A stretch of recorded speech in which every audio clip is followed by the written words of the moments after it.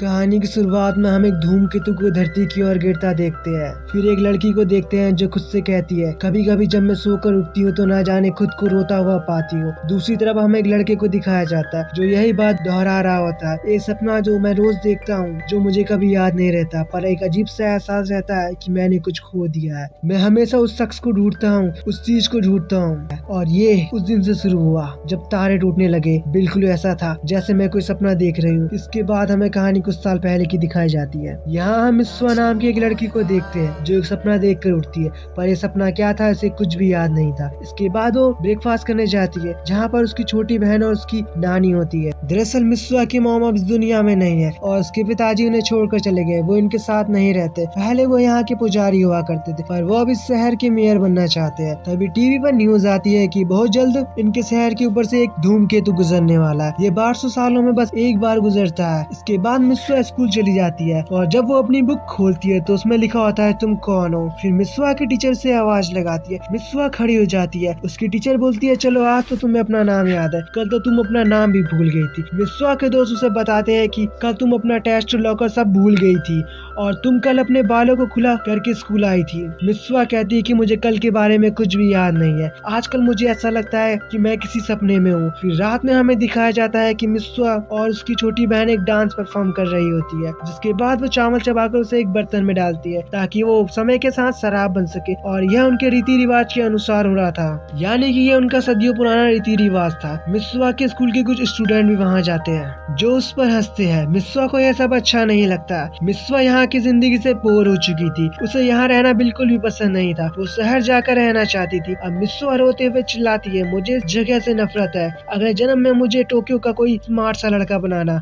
अगली सुबह वो उठती है तो खुद को एक लड़के के रूप में पाती है। उसका नाम टाकी है जो टोक्यो शहर में रहता है। मिस्वा को कुछ समझ नहीं आता कि वो एक लड़का कैसे बन गई है। उसे लगता है कि यह उसका एक सपना है। जिसके बाद वो स्कूल के लिए जाने लगती है और पहली बार वो टोक्यो शहर को देखती है और बहुत खुश हो जाती है और नाचने लगती है। इसके बाद वो स्कूल पहुंचती है, पर यहाँ उसके लिए सब अनजान थे, पर उसके दोस्त उसे पहचान लेते हैं। सब लोग एक कैफे में जाते हैं। यहाँ पर मिस्वा को बहुत अच्छा लगता है। उसके गाँव में कोई भी कैफे नहीं था, इसलिए वो एक कैफे में हमेशा से आना चाहती थी। तभी मिस्वा के फोन में एक मैसेज आता है कि तुम्हारे काम के आने में देरी हो गई है। मिस्वा पूछती है कि मैं कहाँ काम करता हूँ, जो कि ताकी के शरीर के अंदर है। उसके दोस्त यह सुनकर हैरान हो जाते हैं कि इसे आज क्या हो गया है, क्योंकि उन्हें पता नहीं था ताकी के अंदर जो है वो ताकी नहीं बल्कि मिस्वा है। वो उसे पता बताते हैं। इसके बाद मिस्वा होटल में आ जाती है। यहाँ वो सब काम गलत करने लगती है। उसे कुछ समझ नहीं आता उसे क्या करना चाहिए। यहाँ कुछ लोग पिज्जा में एक लकड़ी का टुकड़ा डालकर कहते हैं कि यह कहाँ से आया और मिस्वा से लड़ने लगते हैं। पर तभी वहाँ पर एक लड़की आ जाती है जो सारे मैटर को संभाल लेती है, जिसका नाम ओकुटेरा होता है। पर वो लोग चुपके से ओकुटेरा के स्कर्ट में एक कट मार देते हैं। अब सबको जब यह बात पता चलती है तो मिस्वा से कमरे में ले जाकर उसके स्कर्ट में प्यारा सा डिजाइन बनाकर उसे सही कर देती है। ओकुटेरा मिस्वा यानी टाकी से इम्प्रेस हो जाती है। अब रात को सोने से पहले वो अपने हाथ में लिखती है मिस्वा। अब अगले दिन वो सुबह उठती है तो अपने रियल बॉडी में होती है और उसे कल के बारे में कुछ भी याद नहीं होता है। अब जब ताकी सुबह उठता है तो अपने हाथ में मिस्वा लिखा पाता है और ताकी को अपनी कल की लाइफ यानी जो भी कल मिस्वा ने किया था उसे कुछ भी याद नहीं होता है। जब ये दोनों रात में सोते हैं तो अगली सुबह दोनों का शरीर आपस में बदल जाता है। ताकी गांव में मिस्वा की जिंदगी जीता है और मिस्वा टोक्यो में ताकी की जिंदगी जीती है। पर कल को इन्होंने क्या किया था इन्हें कुछ भी याद नहीं रहता। वो ये सब भूल जाते हैं। उनके दोस्त उन्हें बताते हैं कि कल तुमने क्या किया था। ऐसे ही कुछ दिन और बीत जाते हैं और इन्हें अब एहसास हो जाता है कि हम जो सपना देख रहे हैं वो सपना नहीं बल्कि एक हकीकत है। सोने के बाद ये दोनों अपना शरीर बदलते हैं। अब ये दोनों डिसाइड करते हैं कि हम एक दूसरे के लिए मैसेज छोड़ेंगे और एक दूसरे को बताते हैं कि दोनों ने क्या किया। और ये कुछ रूल्स भी बनाते हैं कि हम नहा नहीं सकते और ना ही कुछ गलत काम कर सकते हैं। और ताकि ये भी कहता है कि तुम मेरे पैसे बेवजह खर्च नहीं कर सकते। अब वो दिन आता है जब धूमकेतु मिस्वा के गांव के ऊपर से गुजरने वाला था और इस दिन ये दोनों अपनी रियल बॉडी में होते हैं। मिस्वा ने ताकी के लिए मैसेज छोड़ा था कि उसने ओकुटेरा के साथ उसकी डेट फिक्स कर दी है। ताकि यह सुनकर बहुत खुश हो जाता है। अब ओकुटेरा से मिलने के लिए जाता है और यह दोनों साथ में पूरा दिन बिताते हैं। पर ओकुटेरा जाने से पहले बोलती है कि मुझे ऐसा लगता है कि तुम आज वो ताकी नहीं हो जिससे मैं जानती थी। आज तुम कुछ बदले से लगते हो। ओकुटेरा के जाने के बाद ताकि मिस्वा का मैसेज पढ़ता है जिसमें लिखा था तुम्हारी डेट खत्म होने के बाद आसमान में धूमकेतु दिखेगा, तुम उसे जरूर देखना। पर जब ताकि आसमान में देखता है तो उसे कुछ नहीं दिखाई देता। इसके बाद वो मिस्वा को कॉल लगाता है पर उसका फोन नॉट रीचेबल होता है। वहीं दूसरी तरफ मिस्वा को दिखाया जाता है जो आसमान में धूमकेतु को देख रही होती है जिसमें से कुछ टुकड़े अलग हो जाते हैं। अब कई दिन बीत जाते हैं और ताकि के शरीर में मिस्वा नहीं आती है और न ही ताकि मिस्वा के शरीर में गया होता है। अब इस बात से ताकि बहुत परेशान हो जाता है और ताकि को यह भी नहीं पता था कि मिस्वा का गांव एग्जैक्टली किस जगह पर है, इसलिए वो अपनी यादों से मिस्वा के गांव का एक स्केच तैयार करता है ताकि वो मिस्वा तक पहुंच सके। अब वो अपने दोस्तों के साथ मिलकर उस गांव को ढूंढने के लिए निकल जाते हैं। उस गांव को बहुत ढूंढने की कोशिश करते हैं पर उन्हें गांव के बारे में कुछ भी पता नहीं चलता। अब वो बहुत ही ज्यादा निराश हो जाते हैं और वापस आने का डिसाइड करते हैं। पर जाने से पहले वो एक रेस्टोरेंट में जाकर खाना खाते हैं और वहाँ का था वो उस फोटो को देखकर पहचान लेता है और बताता है कि यह तो इतोमोरी है और मेरा जन्म यहीं पर हुआ था। ताकि को नाम याद आ जाता है और बोलता है हाँ मैं यही तो जाना चाहता हूँ, इतोमोरी। यह सुनकर वो सभी हैरान हो जाते हैं क्योंकि आज से 3 साल पहले इतोमोरी गांव में एक धूमकेतु गिरा था जिसकी वजह से गांव पूरी तरह तबाह हो गया और वहाँ 500 से भी ज्यादा लोग मारे गए थे। इसके बाद ताकि उस जगह जाता है जहाँ इतोमोरी शहर था। वो देखता है कि धूमकेतु के गिरने की वजह से वहाँ बहुत ही बड़ा गड्ढा हो गया और यहाँ एक झील बन गई। ताकि अपने फोन में उन सभी नोट्स को चेक करने लगता है जो मिस्वा ने उसके लिए लिखे थे और वो सारे नोट्स भी गायब होने लगते हैं। ताकि को समझ नहीं आता है कि उसके साथ ये क्या हो रहा है क्योंकि बस 2 हफ्ते पहले ही तो मिस्वा के शरीर में गया था।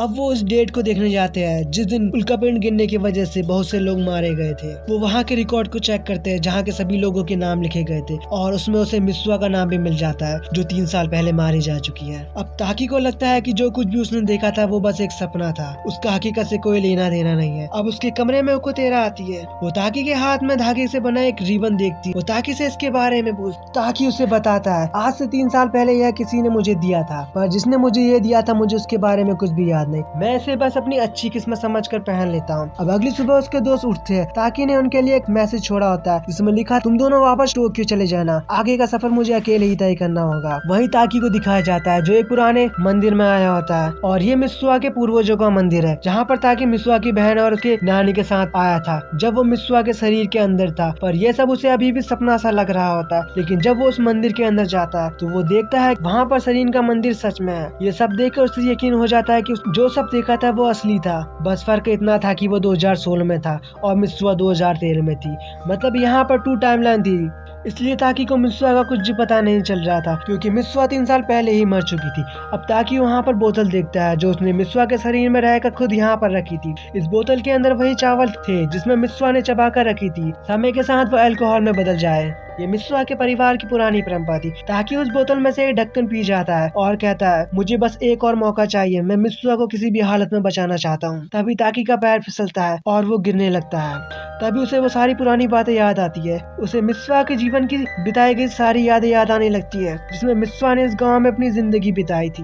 अब जब उसकी आंखें खुलती है तो फिर से एक बार वो अपने आप को मिस्वा के शरीर में पाता है और ये जानकर वो बहुत खुश हो जाता है मिस्वा अभी भी जिंदा है। पर आज वही दिन था जब यहाँ धूमकेतु गिरने वाला था। मिस्वा अपनी नानी के पास जाती है और उसे बताती है आज धूमकेतु हमारे गाँव में गिरने वाला है जिसकी वजह से सारे लोग मारे जाएंगे। नानी समझ जाती है कि मिस्वा के शरीर में कोई और है। वो मिस्वा को बताती है ऐसे सपने मुझे भी आया करते थे और तुम्हारी मॉम को भी आया करते थे पर उन सपनों के बारे में मुझे कुछ भी याद नहीं है। मिस्वा नानी से कहती है कि धूमकेतु आज हमारे गांव में गिरने वाला है, हमें जल्दी से यह शहर छोड़कर जाना होगा। पर उसकी नानी मिस्वा पर विश्वास नहीं करती है। अब वो अपने दोस्तों के पास जाती है और उन्हें सारी बातें बताती है। उसके दोस्त यह सुनकर चौंक जाते हैं पर वो मिस्वा पर यकीन कर लेते हैं और वो प्लान बनाते हैं कि धूमकेतु के गिरने से पहले गाँव के सभी लोगों को किसी तरह से यहाँ से निकालना होगा। वो अपने फादर के पास जाती है जो इस शहर के मेयर है। उसके पास जाकर उन्हें सारी बातें बताती है कैसे आज रात धूमकेतु गिरेगा जिसकी वजह से सभी लोग मारे जाएंगे। पर उसके फादर उसकी बात पर विश्वास नहीं करते और उसे यहाँ से पागल खाने जाने को बोलते हैं। अब ताकि जो मिस्वा के शरीर के अंदर है उसे याद आता है अगर वो यहाँ है तो मिस्वा उसके शरीर के अंदर उस पहाड़ पर होगी। तो मिस्वा से मिलने के लिए वहाँ जाने लगता है। अब उसे याद आता है जिस दिन धूमकेतु गिरने वाला था मिस्वा से मिलने टोक्यो आई थी और वो उसे ट्रेन में मिली भी थी। पर ताकि उसे नहीं पहचानता था क्योंकि वो साल 2013 था। इस वक्त ताकि मिस्वा को नहीं जानता था। मिस्वा ने जाने जाने से पहले ताकि को वो रिबन दिया था जिसे ताकि अभी तक लकी चार्म समझकर पहनता है। यहाँ मिस्वा को दिखाया जाता है जो ताकि के शरीर के अंदर थी। जब वो देखती है कि उसका गांव इतोमोरी पूरी तरह से तबाह हो गया है, यह जानकर उसे बहुत ज्यादा दुख होता है। तभी उसे ताकि की आवाज सुनाई देती है क्योंकि ताकि भी जो मिस्वा के शरीर में है वो उसी जगह पे पहुंच जाती है। वो दोनों एक दूसरे को नहीं देख पा रहे होते हैं क्योंकि मिस्वा जो ताकि के शरीर में है वो सन 2016 में है और ताकि जो मिस्वा के शरीर में वो 2013 में है। पर तभी सूरज ढलने लगता है और यहाँ पर एक चमत्कार हो जाता है। दोनों अलग टाइमलाइन में होने के बावजूद भी एक दूसरे को देख पा रहे होते हैं और अब ये दोनों अचानक से अपनी रियल बॉडी में आ जाते हैं। ये दोनों एक दूसरे को देखकर इमोशनल हो जाते हैं और इनकी आंखों से आंसू निकलने लगते हैं। ताकि मिस्वा को उसका रिबन वापस लौटाता है जो मिस्वा ने उसे 3 साल पहले दिया था, जब ताकि मिस्वा को जानता भी नहीं था। तभी वो धूमकेतु को देखते हैं जो आज रात उनके गाँव में गिरने वाला था। अब ताकि कहता है हम एक दूसरे को भूल न जाए, इसलिए हम एक दूसरे का नाम अपने हाथ में लिख लेते हैं। ताकि मिस्वा के हाथ में अपना नाम लिखता है। जब मिस्वा उसके हाथ में अपना नाम लिखने लगती है उसी वक्त सूरज पूरी तरह डूब जाता है और मिस्वा यहाँ से गायब हो जाती है और अपने समय 2013 में चली जाती है। ताकि सोचता है कहीं मैं उसका नाम भूल ना जाऊं, इसलिए मैं उसका नाम अपने हाथ में लिख लेता हूँ। अब जैसे ही वो मिस्वा का नाम अपने हाथों में लिखने वाला होता है पर उसे मिस्वा का नाम याद नहीं आता है। मिस्वा के साथ बिताई गई उसकी सारी मेमोरी गायब हो जाती है। बस इतना याद होता है कि वो यहाँ किसी को बचाने आया था। अब दूसरी तरफ मिस्वा को देखते हैं जो अपने दोस्तों के साथ मिलकर सभी गाँव वालों को बाहर जाने को बोलती है, पर यहाँ उसकी बात कोई भी नहीं सुनता। अब मिस्वा अपने डैड के पास मदद मांगने जाती है। मिस्वा भी धीरे धीरे ताकि के साथ बिताई गई सारी बातें भूलने लगती है। वो ताकि का नाम याद करने की कोशिश करती है और अपने हाथों को खोलती है, पर ताकि ने अपने नाम की जगह आई लव यू लिखा होता है। मिस्वा अपने डैड के पास जाकर उन्हें सारी बातें बताती है कि हमें गांव को जल्दी खाली करवाना होगा, नहीं तो धूमकेतु गिरने की वजह से सारे मारे जाएंगे। तभी उसके डैड देखते हैं कि सच में धूमकेतु के कई सारे टुकड़े अलग होकर धरती की ओर गिर रहे होते हैं, इसलिए वो सभी लोगों को समय रहते गाँव से दूर स्कूल की पहाड़ी के ऊपर ले जाते हैं। तभी धूमकेतु उनके गाँव में गिरता है और उनका गाँव पूरी तरह से तबाह हो जाता है। यहाँ ताकि को देखते हैं जो सब कुछ भूल गया होता है। इस बात को 5 साल हो जाते हैं। ताकि को हमेशा किसी की तलाश थी। ताकि कहता है मैं न जाने किसे ढूंढ रहा हूँ, वो कौन सी खास चीज है जिसके लिए मैं इतना बेचैन रहता हूँ। मिस्वा भी अब टोक्यो में ही रहती है। मिस्वा भी यही महसूस करती है जो ताकि महसूस करता है। मिस्वा को भी लगता है उसे किसी की तलाश है, पर वो कौन है इसके बारे में उसे कुछ नहीं पता। अब एक दिन ये दोनों एक दूसरे को ट्रेन में देख लेते हैं और इन्हें लगता है जिनकी तलाश इनको इतने समय से है कि वह यही है। ये दोनों अगले स्टेशन में उतर जाते हैं और पागलों की तरह एक दूसरे को ढूंढने लगते हैं। कुछ समय बाद ये एक दूसरे को ढूंढ भी लेते हैं, पर ये दोनों एक दूसरे के सामने से गुजर जाते हैं और कुछ नहीं बोलते हैं। पर ताकि से अब रहा नहीं जाता तो वो पलट कर पूछता है हम दोनों एक दूसरे से पहले भी मिल चुके हैं। तो मिस्वा की आंखों में आंसू आ जाते हैं। मिस्वा कहती है हाँ शायद हम पहले भी मिल चुके हैं। ये सुनकर ताकि की आंखों में भी आंसू आ जाते हैं और दोनों फिर एक दूसरे से बोलते हैं तुम्हारा नाम क्या है, और इसी के साथ ये मूवी खत्म हो जाती है। अगर आपको मेरा एक्सप्लेनेशन बिल्कुल भी अच्छा लगा तो प्लीज चैनल को सब्सक्राइब कर देना और वीडियो को लाइक कर देना।